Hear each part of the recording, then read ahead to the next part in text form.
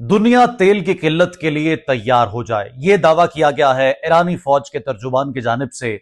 और साथ ही साथ यह ऐलान भी कर दिया गया है कि आबनाए हुर्मुज़ में आने वाला कोई भी जहाज हमारा जायज हदफ होगा।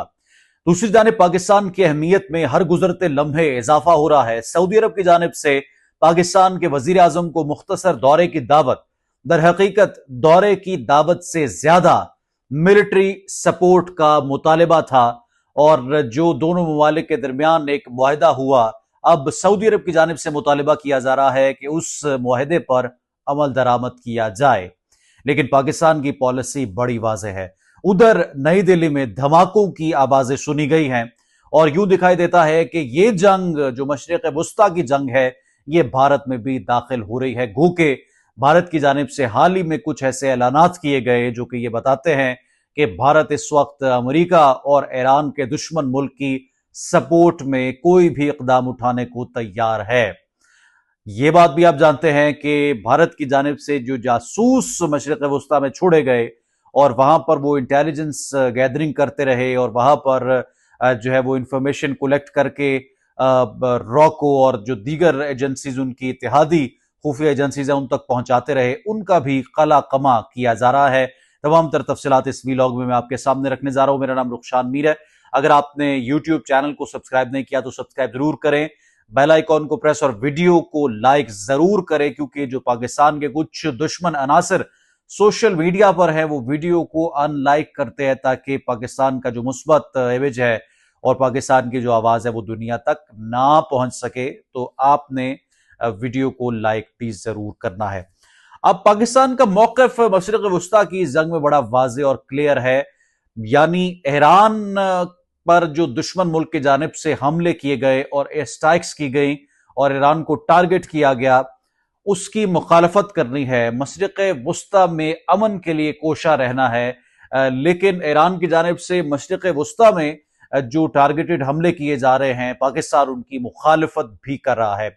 यानी जिन गल्फ ममालिक में फौजी अड्डों को टारगेट किया जा रहा है, जिस तरह से दुबई से अभी खबरें सामने आ रही है कि दुबई में फिर कुछ बिल्डिंग्स पर जो है वो ड्रोन अटैक्स किए गए हैं और ये बड़े पैमाने पर दुबई में तबाही का सबब बन रहे हैं। इन तमाम तर चीजों को पाकिस्तान की जानिब से ना सिर्फ कंडेम किया जा रहा है, बल्कि जो आपस में मुसलमान ममालिक के दरमियान इस वक्त एक खलीज पैदा हो गई है जो कि बहुत शिद्दत इख्तियार करती जा रही है। पाकिस्तान उन तमाम तर अनासर को जो है उनकी नफी कर रहा है और मामलात को जो है वो सेटल डाउन करने की कोशिश पाकिस्तान की जानिब से की जा रही है।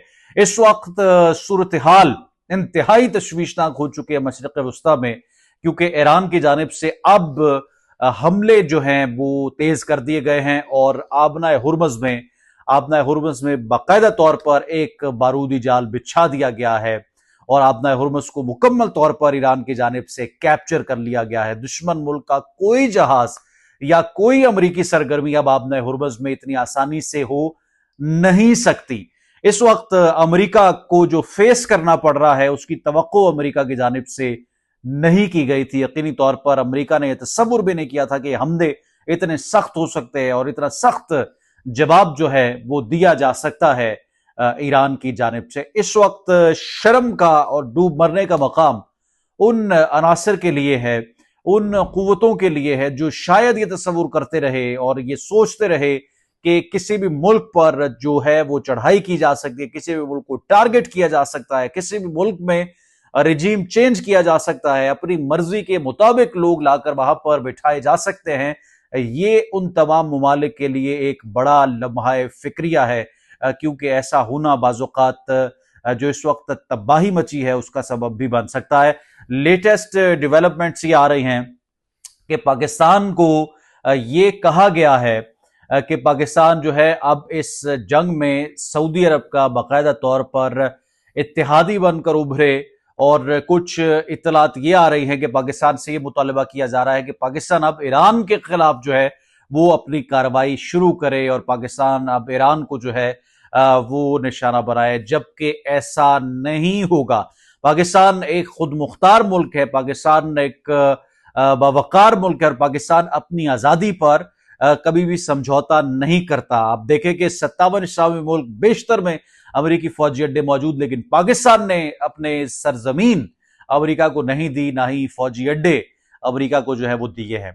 اور یہی وجہ ہے کہ آج بھی پاکستان آزادی کے ساتھ فیصلہ کرنے کی پوزیشن میں موجود ہے، اور پاکستان کسی کے انڈر انفلوئنس نہیں ہے، کسی کا پاکستان جو ہے وہ پابند نہیں ہے کہ کوئی کچھ کہے اور پھر اس کی مرضی کے مطابق فیصلہ جو ہے وہ پاکستان کو کرنا پڑے.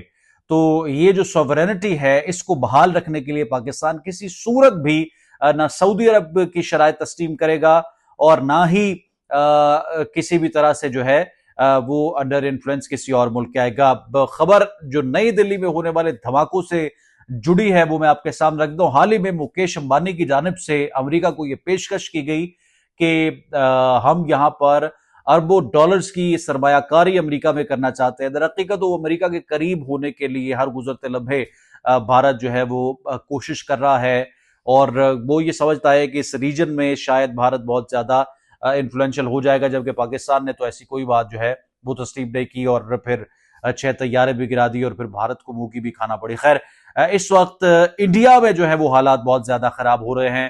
انڈیا میں جو ہے وہ انسرجنسی بہت زیادہ بڑھ رہی ہے، کیونکہ کچھ انٹرنل جو وہاں پر اختلافات ہیں لوگوں کے آپس میں، جو انٹرنلی سچویشن ہے انڈیا میں اس وقت بن چکی ہے، وہ لسانی بنیادوں پر ہو، وہ مذہبی شدت پسندی کی وجہ سے جنم لے رہی ہو، یا مذہبی ایکسٹریمزم کی وجہ سے اس میں اضافہ ہو رہا ہو، وہ مزید بڑھ چکی ہے. اور اس وقت اپنی ہی حکومت کے خلاف بغاوت جو ہے وہ کافی حد تک سر اٹھا رہی ہے، اور یہ کسی طور بھی مودی کو جو ہے وہ سسٹین نہیں کرنے دے گی. جس طرح سے آپ جانتے ہیں کہ یو کے میں اس وقت بڑے جو امریکی بمبار طیارے ہیں وہ اس وقت تیار کر لیے گئے ہیں، لوڈ کر لیے گئے ہیں، ایران کی جانب پرواز بھرنے والے ہیں. اور جو تھار سسٹم ہے امریکہ کا، تھار اور پیٹریاٹ سسٹم، دو جو میجر ڈیفنس سسٹمز ہیں انڈیا کے، ان کو بھی مشرق وسطیٰ میں منتقل کر دیا گیا ہے. تو اس وقت برطانیہ، امریکہ اور بہت سے جو اتحادی ملک ہیں وہ اس وقت مشرق وسطیٰ میں اپنا کنٹرول چاہتے ہیں، اور وہ چاہتے ہیں کہ چیزیں ان کے بالکل انفلوئنس میں ہوں. ایران کو جو ہے وہ بیچ میں سے مائنس کیا جائے، یا ایران کا جو نیوکلیئر پروگرام ہے اس کو مکمل طور پر روکا جائے. تو یہ سچویشن جو ہے اس وقت انڈیا کو بڑی فیسینیٹ کر رہی ہے کہ وہ بھی کسی طرح سے اس لائن میں لگ جائے اور ان ممالک کے ساتھ کھڑا ہونے کی کوشش کرے. لیکن انٹرنلی اس قدر کانفلکٹس بڑھ چکے ہیں اور انٹرنلی اس قدر جو ہے وہ پریشانی کا سامنا کرنا پڑ رہا ہے کہ شاید ایسی کوئی بھی غلطی بھارت کے لیے بہت زیادہ مشکلات کھڑی کر سکتی ہے. کامنٹ سیکشن میں آپ قیمتی رائے ضرور آگاہ کریں. رخشان میر کو دے اجازت، چینل کو ضرور سبسکرائب کریں. دوبارہ ملاقات ہوگی. اللہ حافظ.